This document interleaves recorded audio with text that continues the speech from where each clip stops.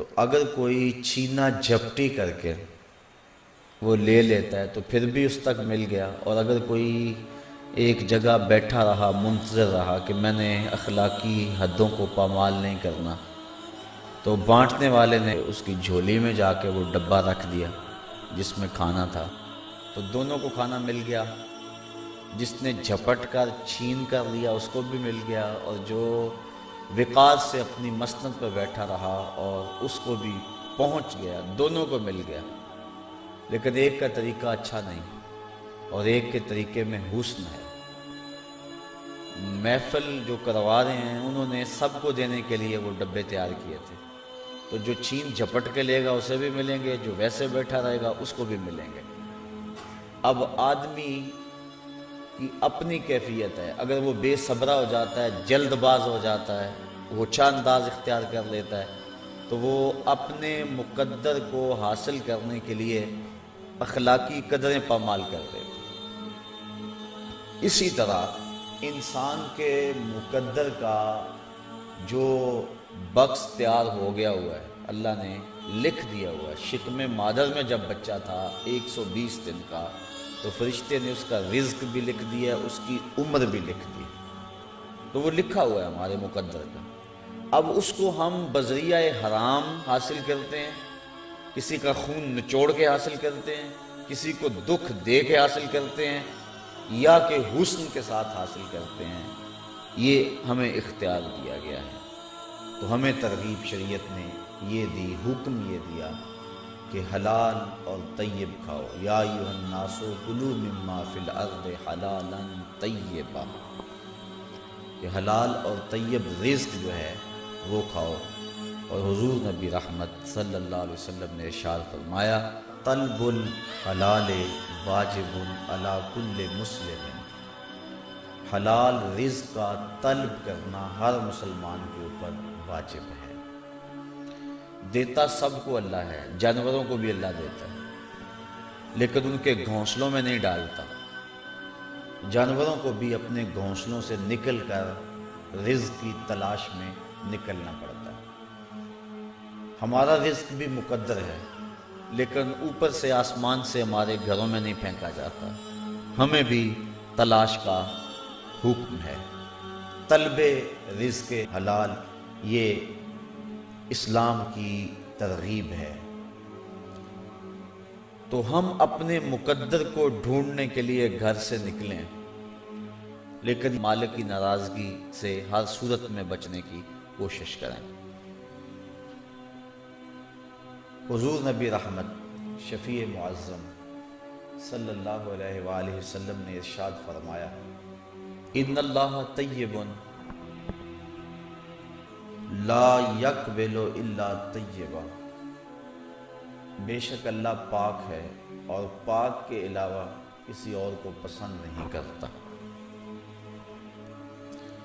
اور پھر حضور نے تذکرہ کیا اس شخص کا جو لمبا اور طویل سفر کر کے آیا ہے اور آسمان کی طرف ہاتھ لمبے لمبے یمدو یدیہ، اپنے دونوں ہاتھوں کو پھیلا کے دعا مانگتا ہے، اور کیا کہتا ہے، میرے رب، اے میرے رب، اے میرے رب، وَمَطْعَمُهُ حَرَامٌ وَمَشْرَبُهُ حَرَامٌ وَمَلْبَسُهُ حَرَامٌ وَغُذِیَ بِالْحَرَامِ فَأَنَّىٰ يُسْتَجَابُ لِذَٰلِکَ، فرمایا اس نے جو کھایا وہ حرام ہے، جو اس نے پیا وہ حرام ہے، اور اس کو جو غذا دی گئی ہے وہ حرام سے، اس کا لباس جو ہے وہ حرام ہے۔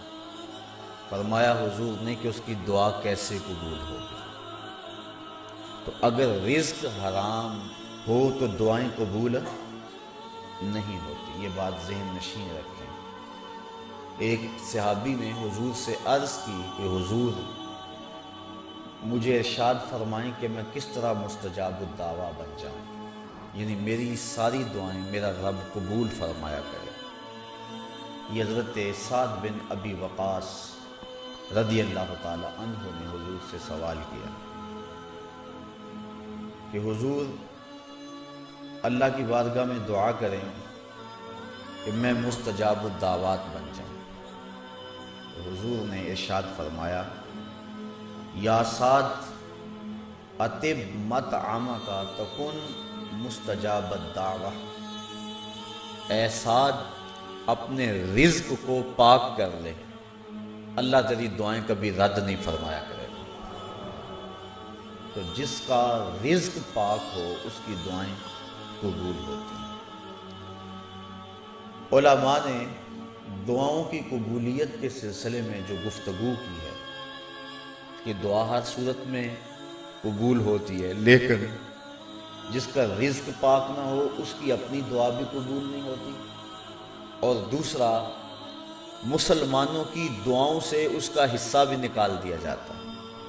جب لوگ دعائیں مانگتے ہیں اجتماعی، یا اللہ تمام کائنات کے لوگوں کو صحت دے دے، ان کی معاشی پریشانیاں دور کر دے، دعائیں ہو رہی ہوتی، تو جو شخص حرام کماتا ہے نیک لوگوں کی دعاؤں سے اس کا حصہ نکال دیا جاتا ہے، نہ اس کی اپنی دعا قبول ہوتی ہے اور نہ کسی کی دعا اس کے حق میں قبول ہوتی ہے۔ حضرت سعد رضی اللہ تعالی عنہ نے جب عرض کی تو حضور فرمایا کہ لقمہ پاک کر لے تو مستجاب الدعوات ہو جائے گا۔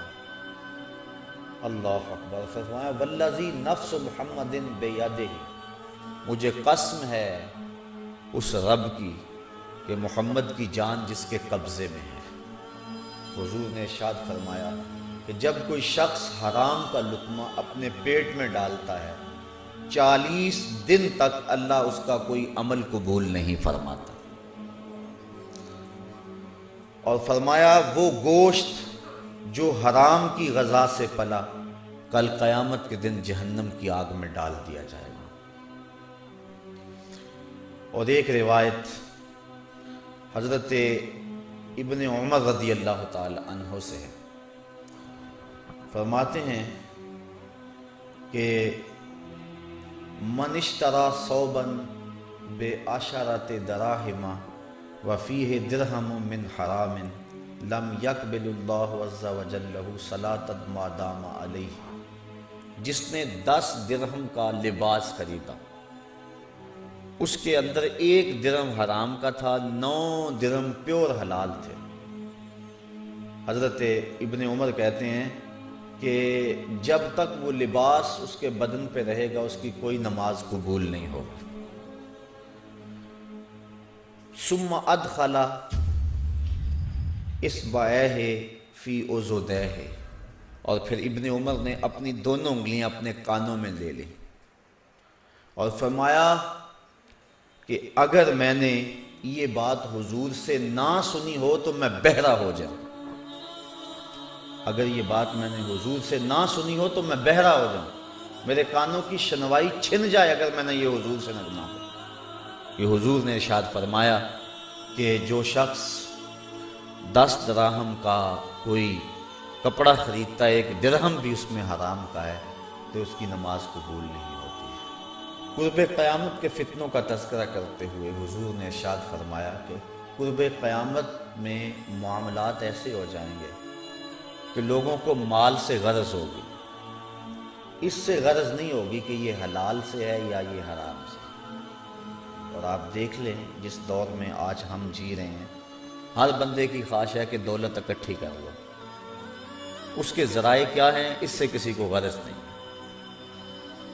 یہ قرب قیامت کا فتنہ ہے کہ لوگ حلال کا اہتمام نہیں کریں گے، جبکہ صدر اسلام میں اور بعد میں آنے والے ادوار میں لوگوں نے اپنے لقمے کی حلت کا خصوصیت کے ساتھ اہتمام کیا، بلکہ بعض اوقات شک کی وجہ سے حلال کو بھی چھوڑ دیتے تھے، تو معمولی سا شک پیدا ہو جاتا تو اس کو بھی چھوڑ دیتے۔ تو آج حرام قوم میں رچ گیا ہے۔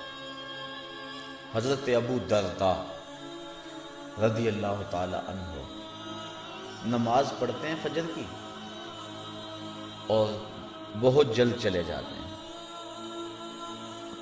ایک دن فرمایا ابو درداء کاہے کی جلدی ہوتی ہے، لوگ تو دیر تک بیٹھے رہتے ہیں، صحابہ اشراق بھی پڑھ کے جاتے تھے، لیکن